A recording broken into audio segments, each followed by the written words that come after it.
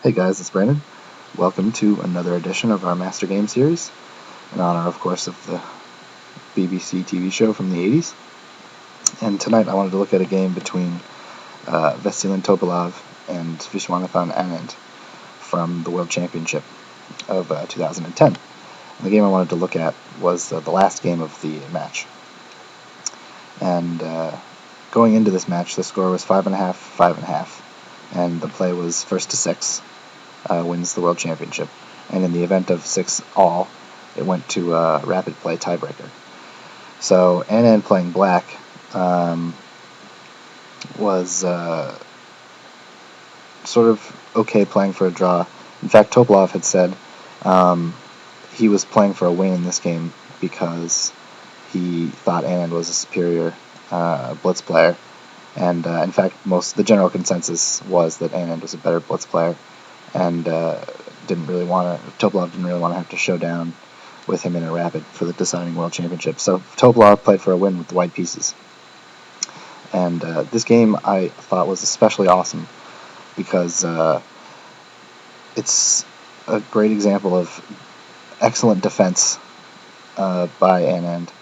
And then suddenly, about halfway through the game, he just opens up an unbelievable attack from seemingly nowhere and from seemingly a position where he was slightly worse. You would think the position would be like a passive defense kind of position, but he opens up an unbelievable attack and wins the world title in sort of spectacular fashion. So let's take a look at the game. It started with 1d4. I don't think there was a single game in this match that wasn't a d4 game. And actually, this was the first game. I should note that this was the first game of the match where black won. Every other result was either a draw or a white win. So d4, d5, c4, the queen's gambit, e6, queen's gambit declined, knight f3, knight f6. This is all standard theory. Knight c3, bishop e7, bishop g5, h6, attacking the bishop, castles, e3, bolstering this pawn, and now this bishop has been developed outside of this pawn chain, so it's not blocked in, so it's a solid center. And now knight e4. This marks the Lasker variation of the queen's gambit declined, and white gets the opportunity to trade off his bad bishop for black's good bishop. And some might question, what's the compensation for this? Well, black is a little bit cramped in space, and any piece trades he can sort of help his position a little bit. And now this is the main theory move, rook to c1. I think this is the current theory that rook c1 gives white the best chance for advantage.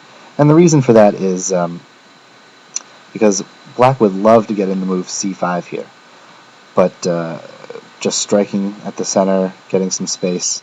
But rook to c1 makes c5 impossible because it hangs a pawn. After c5 here, cd, knight takes c3, rook takes c3. That's what the rook was doing on c1. And then this c-pawn here is hanging. So that c5 move hangs a pawn. And it doesn't matter in what order these captures happen. It just allows CD, and then it doesn't matter. I mean, e5, e takes results in the same thing. So after rook to c1, we saw c6, setting up sort of a semi-Slav-like pawn formation here, very solid. And bishop e2, and now knight takes c3, a little bit of simplification, and now d takes c4. You notice that, like in the Slav, Anand took away from the center. He grabbed the d-pawn, the c-pawn with his d-pawn, but did so only after white first developed this bishop. So now he has to lose a tempo and grab the pawn back, which he did. So knight d7 came in, castles, b6, getting ready to fianchetto this bishop. Bishop d3, with the idea of putting this bishop here to oppose the strong black bishop, which would sort of be raking down a pretty open diagonal to white's king. And so c5 comes in, and c5 comes in, and then bishop e4, attacking this rook and preventing this development momentarily. Rook to b8, queen c2, just developing the queen. Knight f6, and you'll notice that Anand is not willing to exchange these bishops at this point. He's got other plans for this bishop. So knight f6 comes in, and now c takes d5, knight takes e4, queen takes e4, and bc. So as a result of all these pawn captures, black is left with fragmented pawns here on the a file and the b file, whereas white has these two connected pawns that are still. So it looks like black is going to be sort of forced to defend these two weak pawns, and this is where white's play is going to be, attacking these pawns. But in fact, here we see Anand show some absolutely splendid defense, tactical defense of this pawn. Some of you might say, after queen takes e4, why not this move, bishop b7 right away? Well, the simple answer to that is it looks good because it looks like it comes with tempo on the queen, but then c6 comes in, returning the tempo, forcing the bishop to go somewhere else, and all of a sudden white has a huge pass pawn here, already almost on the 7th rank. So that's why we didn't see that move, but instead of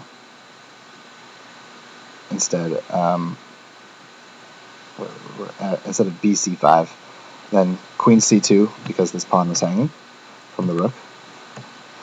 So queen c2 defends the b pawn. Now bishop to b7. And I'll tell you that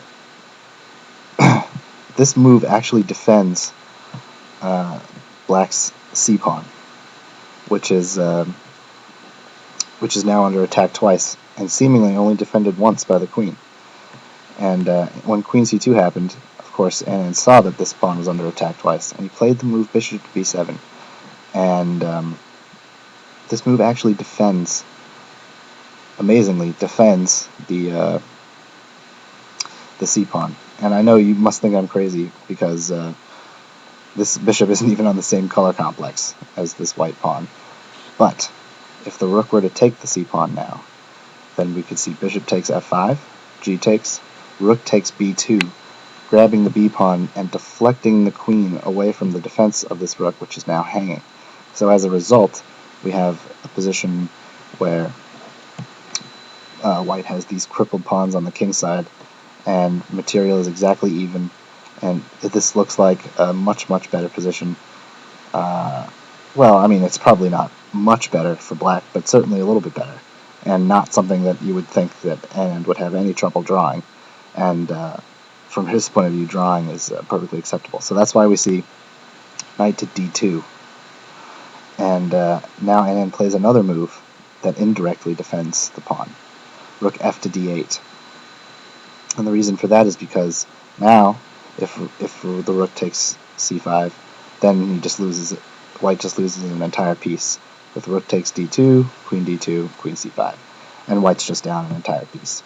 So another indirect defense of this d pawn, and at the same time bringing this rook to the open file, where it functions nicely. So f3, and the idea is to free this square for the rook, because after bishop a6, now rook f2, defending this knight. But still this pawn is defended because if rook takes here,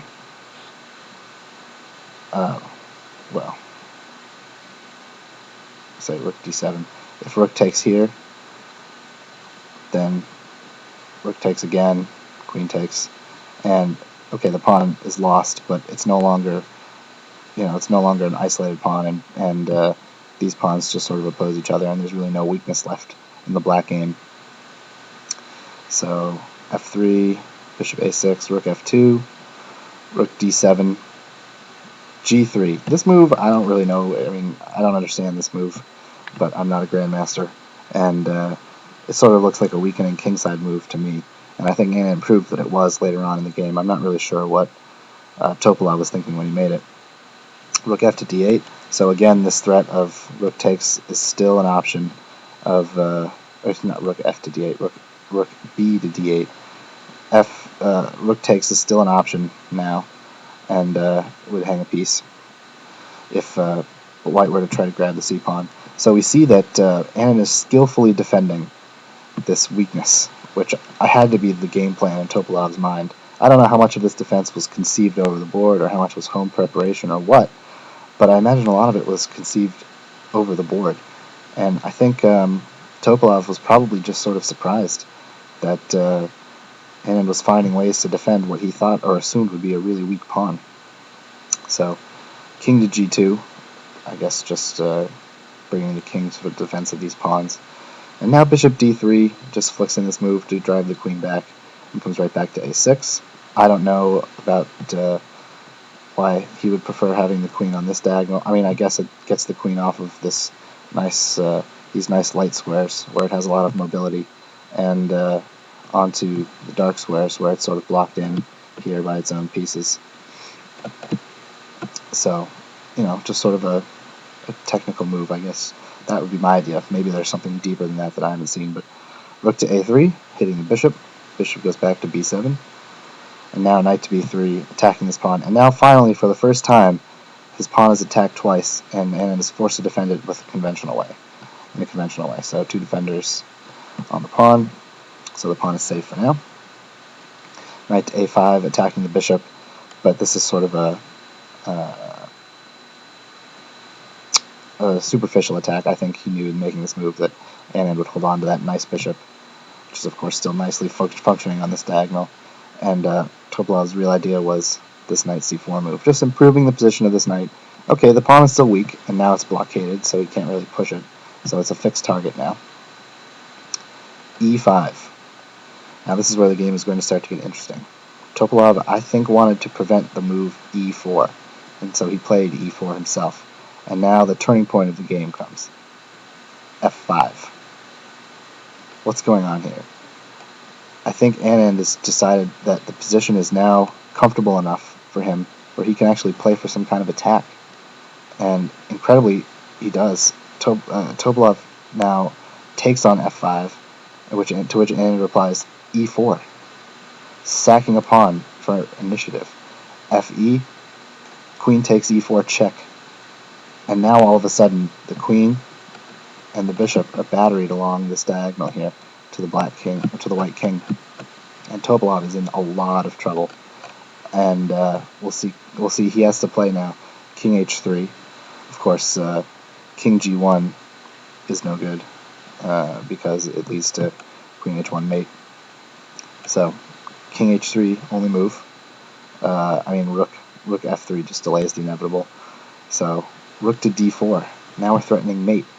Anand is threatening mate here on this square. And so Topalov has to play the only move to stay on the board. Knight e3.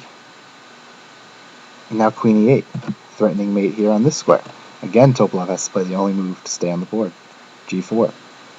And now it's just sort of up to Anand to come up with the attack. I think when I analyzed this game with Houdini, it came back with something like a 5-pawn advantage, although not mating yet. But to defend, I assume that means white has to give up some pieces. So h5, king h4,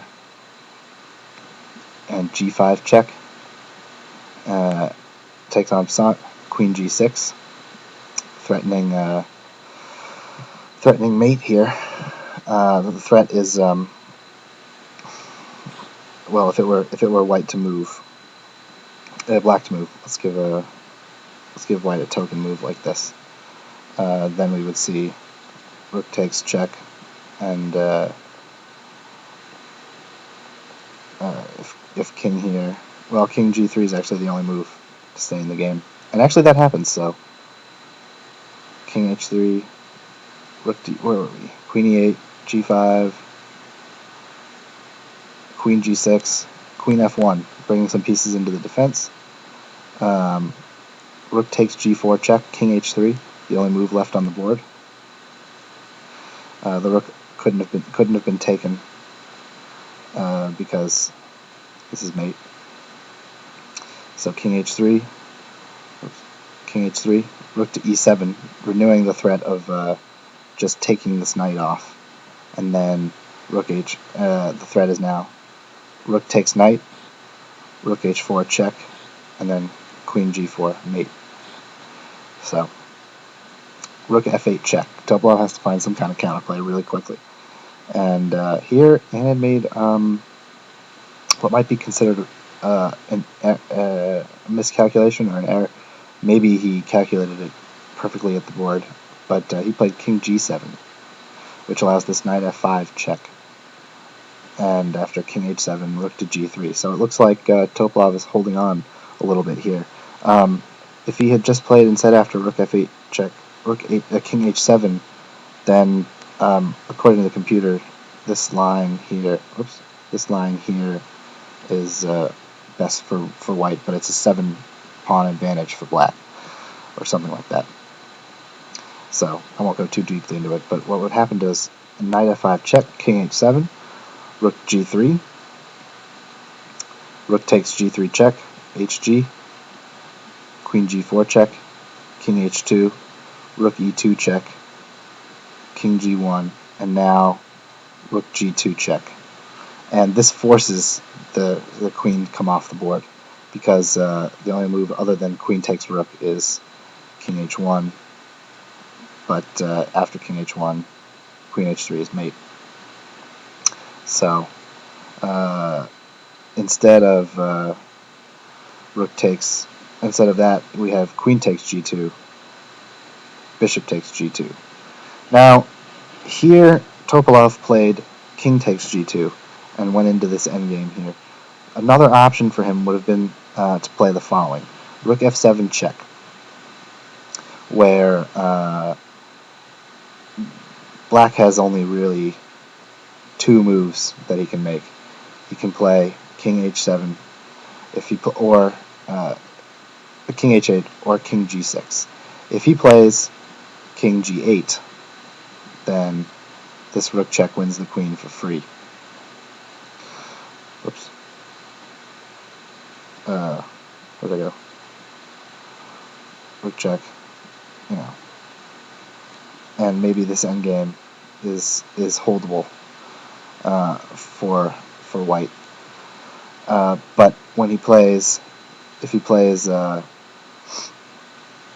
king h8, then black has a perpetual here, and back and forth, etc., etc.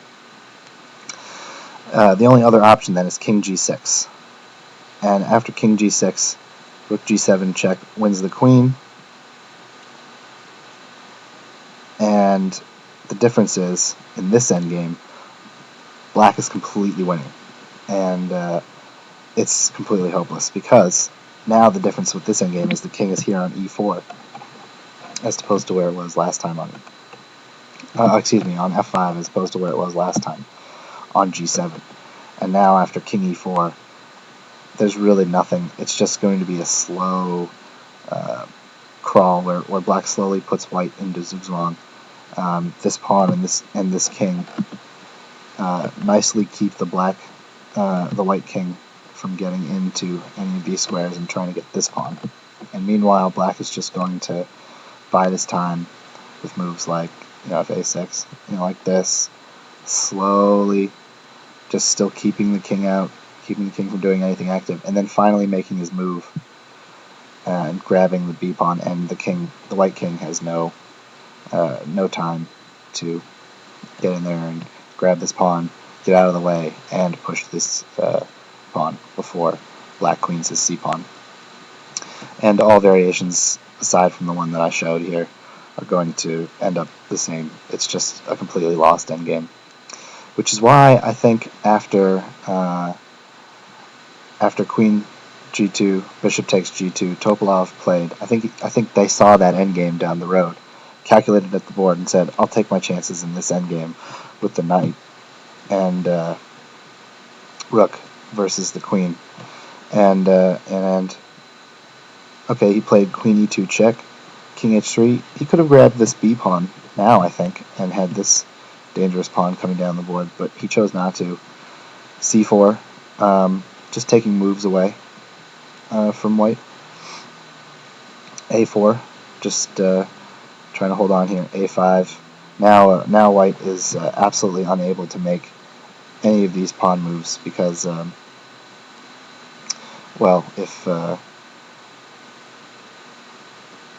b4, then he just loses the pawn, and if b3, of course, he also just loses the pawn. So he plays rook to f6, and this game doesn't go on much longer.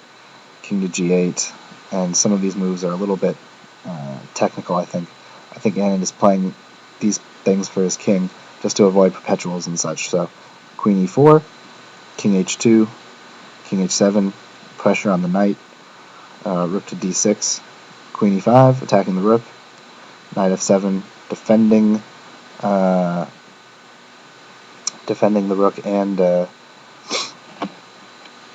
attacking the queen. And now finally the queen takes this pawn with check, king h3, and the final move of the game, queen g7.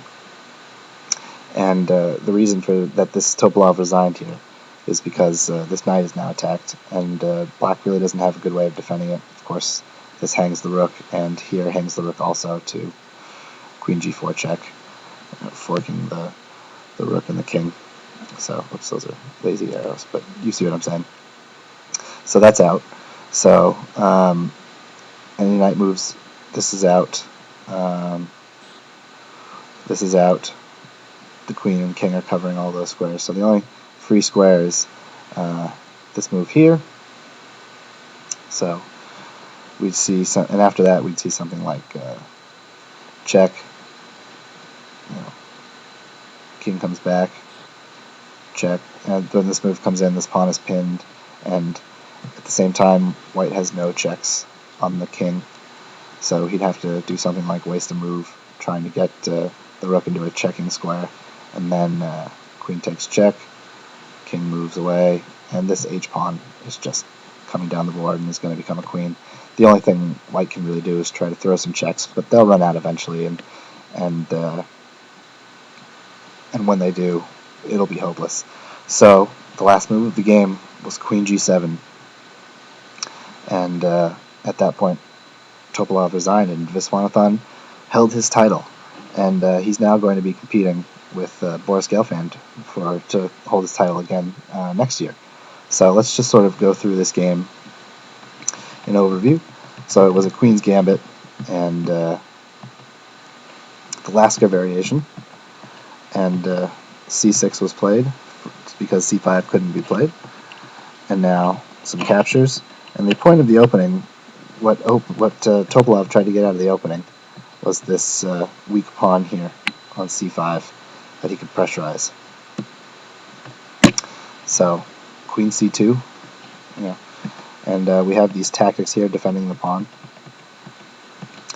And the real important part of the game, of course, came after f5, and we just see black opening up this bishop's diagonal, and the queen is just creating a battery against the king. And Topalov now has to play a series of moves that are the only moves to keep him in the game. And in the end, Anand just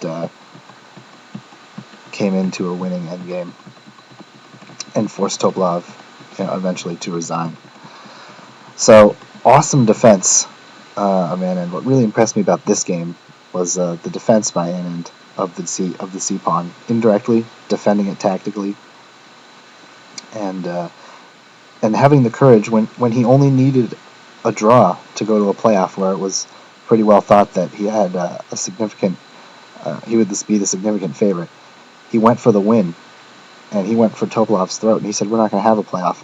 I don't need anything but a draw, and I'm comfortable playing a rapid play game, but I'm going with black. I'm going for the win."